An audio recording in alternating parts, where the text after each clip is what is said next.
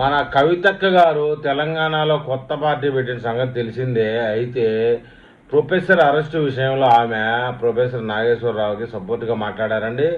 Professor Nageswararao గారిని arrest చేస్తే మేము చంద్రబాబు నాయుడు ఇంటిని ముట్టడిస్తాం, తెలంగాణ ప్రొఫెసర్ మాది తెలంగాణ, మాదొక దేశం అన్నట్టుగా మాట్లాడుతున్నారు.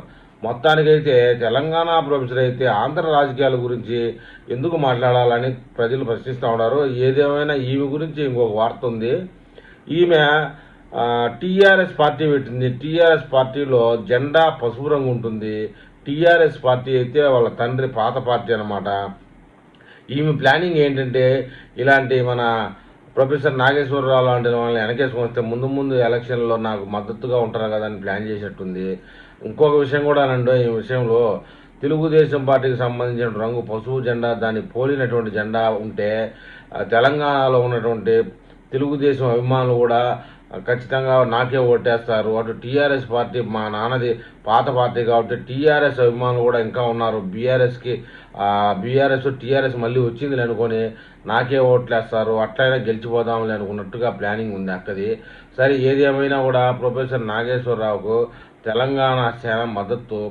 ఏపీ పోలీసులకు తెలంగాణ పోలీసులు సహకరించడంపై అనుమానాలున్నాయి. హైదరాబాద్ అరెస్ట్ చేసే ప్రయత్నం జరుగుతుందని ఆరోపణ. తెలంగాణ మేధావులపై దాడిగా పరిగణిస్తామంటూ హెచ్చరిక.